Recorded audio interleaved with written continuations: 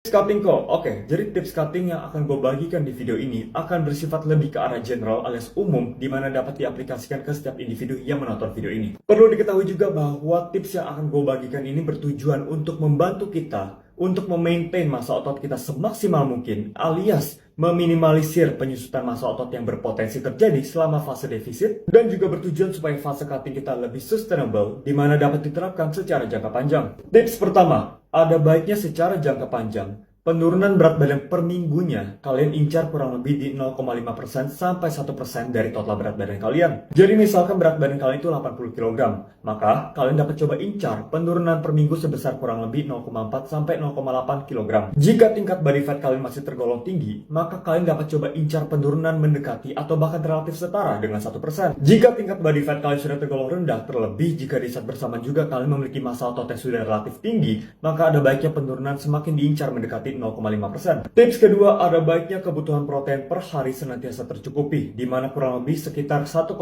sampai 2,2 gram per kilogram total berat badan atau 2,3 sampai 3,1 gram per kilogram total lean body mass. Di mana semakin rendah tingkat body fat kalian, terlebih jika di saat bersamaan kalian memiliki tingkat massa otot yang sudah relatif tinggi, maka ada baiknya semakin mendekati batas atas rekomendasi. Tips ketiga, ada baiknya mayoritas makanan yang kalian konsumsi dalam satu hari itu memiliki tingkat proses yang tergolong relatif rendah. Dengan demikian, maka secara tidak langsung di satu sisi dapat meningkatkan porsi makan yang dapat kalian konsumsi dalam satu hari sehingga akan lebih mengenyangkan, dan di sisi lain dapat meningkatkan kompleksitas nutrisi mikro seperti vitamin dan mineral yang kalian konsumsi dalam satu harinya. Tips keempat, ada baiknya frekuensi makan dalam satu hari kalian dapat coba terapkan kurang lebih di 3-5 kali makan dalam sehari, di mana dapat disebarkan secara merata dalam satu hari serta mengandung protein pada setiap mealnya. Tips kelima, kalian dapat menambahkan variabel kardio. Memang benar bahwa kardio itu tidak bersifat wajib dalam hal menunjang weight loss dan fat loss. Tapi, dengan menambahkan variabel kardio, maka dapat meningkatkan total kalori yang kita bakar dalam satu hari, dan secara tidak langsung dapat menyebabkan kita untuk bisa makan lebih banyak dalam satu harinya juga. Tips terakhir, namun tidak kalah penting, yaitu cukupilah tidur dan managelah stress level kalian secara jangka panjang. Oke, jadi sekian tips sederhana yang dapat gue bagikan. Mengenai program latihan, itu tidak ada perbedaan antara bulking dan cutting. Tapi, umumnya akan ada penyesuaian sedikit dengan kapasitas recovery kita yang akan cenderung menurun selama berada di fase defisit. Tapi itu kita akan bahas di lain waktu aja. Cheers!